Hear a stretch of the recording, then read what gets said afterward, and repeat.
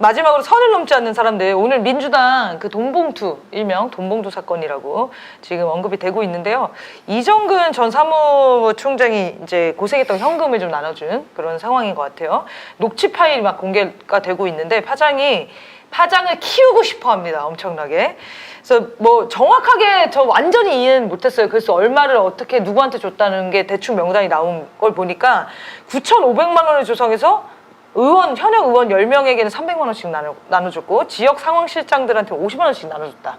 이게 이제 이 한 줄이죠. 지금 여기에 네. 연루된 사람 누구냐 이걸 찾고 있는 과정인 거예요. 네, 요거 사건 파문 어떻게 좀 전망하시는지 좀 해주십시오. 이건 명확하게 본질은 야당 탄압입니다. 야당 탄압.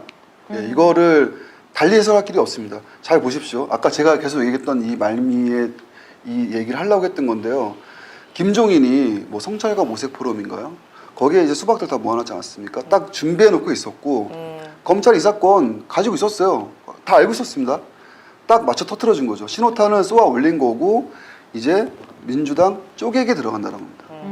결국 이제 윤석열이 내년 총선에 믿는 거는 결국 수박들이 나갈 명분과 근거를 만들어줘갖고 민주당을 쪼개겠다. 뭐 이런 전략 이외에는 윤석열이 회복할 길이 없어요. 그러니까 총선에서 이길 길이 없단 말입니다.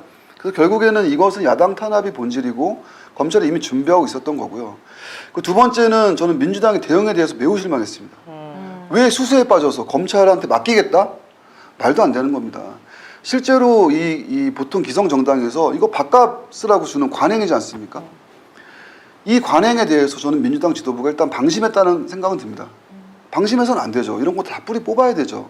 그러면 자체 조사하고 정당을 혁신 개혁해야 되는데 왜 너무 수세적으로 검찰 수사에 뭐 응하겠다는 식으로 이거 뻔히 검찰이 야당 탄압하고 분열시키겠다는 전략 외에는 달리 해석할 길이 없는 건데요. 그래서 저는 아무튼 이런 것들을 좀 강조하고 싶고요. 이게 결국 윤석열의 전략 아니냐. 이 모든 망탕지를 회복할 수 있는 길 여기에서 좀 찾으려고 하는 모지름이고 꼼수라고 생각합니다. 네. 실제로 민심에게 미치는 영향 물론 클 수는 있는데요.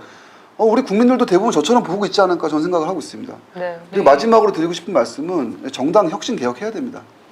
이런 관행들 사실 민주당에만 있는 게 아니죠. 보통 밥값 쓰라고 뭐 돈 주는 거 국힘당은 말할 것도 없고요. 굉장히 많지 않습니까? 이런 것들을 완전히 뿌리 뽑아야 된다는 건 당연히 누구나 인식하고 있는 과제라 생각합니다. 네. 이야기를 들으니까 뭔가 이렇게 정리가 되는 것 같아요. 저도 처음에 이 사안이 터졌을 때 굉장히 좀 조심스러워지잖아요. 근데 민주당에서 검찰의 공정한 수사를 지켜보겠다 이렇게 입장을 밝히니까 좀 의아점이 들었어요. 그래서 돈봉투를 받았다라는 것보다도 검찰이 이걸 수사해? 그럼 뭔가 이상한데? 이런 좀 생각이 들었는데 서영님께서 정리를 해주시니까 눈이 트이는 부분입니다. 저는 민주당이 쪼개지는 거는 지금 상황에서 너무 좋은 상황 아닌가요? 저는 수박들이 다 나가서 따로 창당해야 된다고 생각합니다. 예. 이 기회에 이재명 대표가 단호하게 지금 전화 돌리고 있다잖아요. 이재명 대표가 일일이 의원들한테 받았는지 안 받았는지 사실 확인을 다 하고 있다는 거예요. 이참에 받은 사람들 다 싹 다 물거리를 해야 됩니다. 그래야 민주당의 개혁과 혁신이 이루어지지 않겠어요? 저는 그게 당원들의 어떤 당심이라고 생각하고요. 정당이 쪼개지는 걸 두려워할 필요가 없다. 진작에 내보냈어야 될 놈들 때문에 지금 다시 민주당이 또 난리가 난 거잖아요. 그럼 이참에 검찰 공격 야당 탄압이라기보단 야당의 지지율을 떨어뜨리기 위한 그 효과를 만들고 싶은 거죠. 네. 효과를 만들고 싶은 거고. 근데 탄압이라는 거는 진짜 그러니까 억울한 사람들한테 하는 게 탄압이에요. 근데 지금 만약에 이 돈 받은 분들은 관행이지만 법적으로 문제가 있는 거잖아요. 그러면 그건 탄압이라고 볼 수는 없죠. 저는 그분들은 다 깨끗하게 청산하고 민주당이 새롭게 태어나시라 그런 좀 조언을 드리고 싶고, 그리고 지금 이제 당원들이 그거 청원 운동을 하고 있는데 대의원제 폐지 얘기를 하고 있어요. 이번이 기회예요. 작년 내내 대의원제 폐지하자고 당원들이 계속 들고 일어났는데 민주당이 다 무시하고 전당대회 그대로 진행한 거잖아요.